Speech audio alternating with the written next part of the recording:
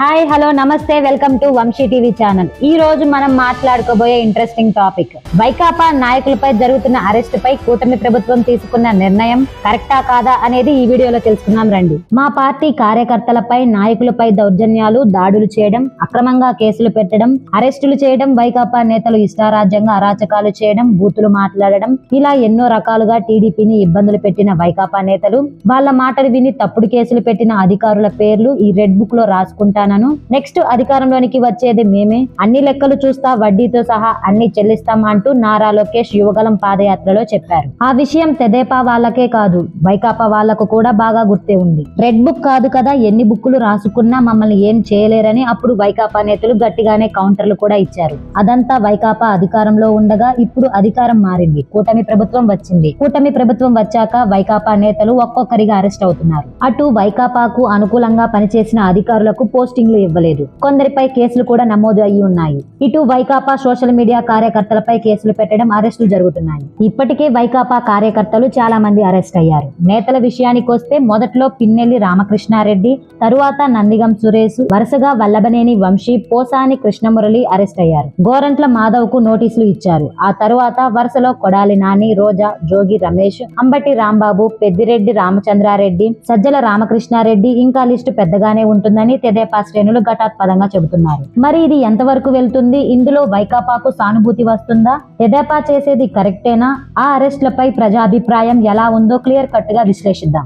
ప్రస్తుతం రాష్ట్రంలో వరుసగా వైకాపా నేతల అరెస్టులు జరుగుతున్నాయి. ఆ వెంటనే అధినేత జగన్ వారిని పరామర్శిస్తున్నారు. ఇవన్నీ కక్షపూరిత అరెస్టులని, అక్రమంగా కేసులు పెట్టి అన్యాయంగా అరెస్టులు చేస్తున్నారని, రాష్ట్రంలో రెడ్ బుక్ రాజ్యాంగం నడుస్తుందని, తెదేపా వాళ్ళు చెప్పినట్లు పోలీసులు చేస్తున్నారని, రేపు అనేది ఒకటి ఉంటుందని, అప్పుడు అధికారంలోనికి వచ్చేది మేమే అని, అన్ని గుర్తు పెట్టుకుని వడ్డీతో సహా చెల్లిస్తామని జగన్ అంటున్నారు. వైకాపా నేత కార్యకర్తలు కూడా అదే మాట అంటున్నారు. ఇదంతా వైకాపా వర్షన్. తెదేపా వర్షన్ వచ్చేసరికి వైకాపా అధికారంలో ఉండగా అహంకారంతో తప్పులు చేశారని, టీడీపీ శ్రేణులను, నాయకులని, ఆఖరికి చంద్రబాబుని అరెస్ట్ చేసి పైశాచిక ఆనందం పొందారని, బూతులు తిట్టారని, అప్పుడు తప్పు చేశారు కాబట్టే ఇప్పుడు అరెస్టులు జరుగుతున్నాయని వీళ్ళ వర్షంలో వీళ్ళు చెబుతున్నారు. ఇక్కడ వరకు కథ అంతా బాగానే ఉంది. ఈ విషయంలో ప్రజాభిప్రాయం భిన్నంగానే కనిపిస్తుంది. తమ నాయకులు అరెస్ట్ అవ్వడం అన్యాయమని వైకాపా వాళ్ళు చెబుతున్నారు. దీనివల్ల జనంలో తమపై సానుభూతి పెరుగుతుందని, కూటమిపై వ్యతిరేకత పెరుగుతుందని భావిస్తున్నారు.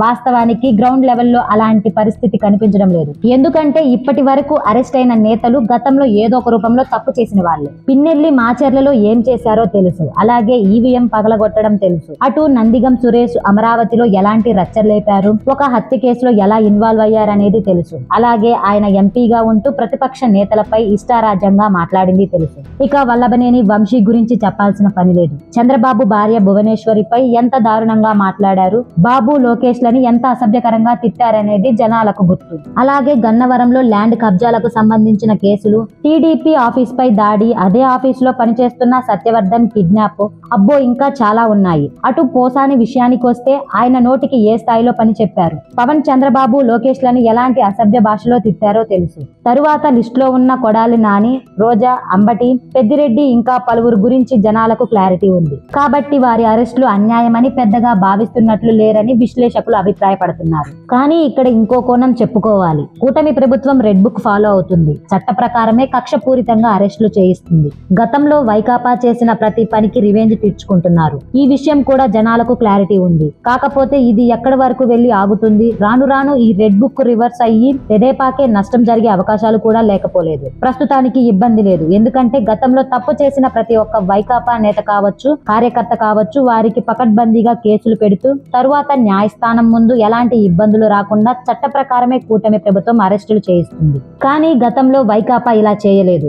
అనుకోవడమే ఆలస్యం. రాత్రికి రాత్రి అరెస్టు చేసి తీసుకువెళ్లిపోయారు. తరువాత ఏమో కోర్టుల ముందు కేసులు నిలబడేవి కావు. అందుకే అప్పుడు వైకాపా కక్షపూరితంగా వెళ్తుందని జనంలోకి వెళ్ళింది.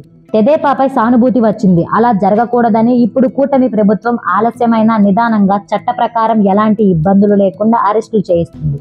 ఒకవేళ ఇది కూడా శృతి మించితే కూటమికి కూడా ప్రజలు గట్టిగానే బుద్ధి చెబుతారు. ఇప్పటికే ఇచ్చిన హామీలు అమలు చేయట్లేదు. ప్రజలు ఊహించుకున్న స్థాయిలో చంద్రబాబు, పవన్ ప్రభుత్వాన్ని నడపడం లేదు. వీటికి తోడు అరెస్టుల వాళ్ళు వైకాపాకు సానుభూతి పెరిగిందా?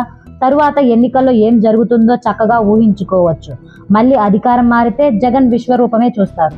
ఈ వీడియోపై మీ అభిప్రాయాన్ని కమెంట్ రూపంలో తెలియజేయండి. మరిన్ని అప్డేట్స్ కోసం చూస్తూనే ఉండండి మన వంశీ టీవీ ఛానల్.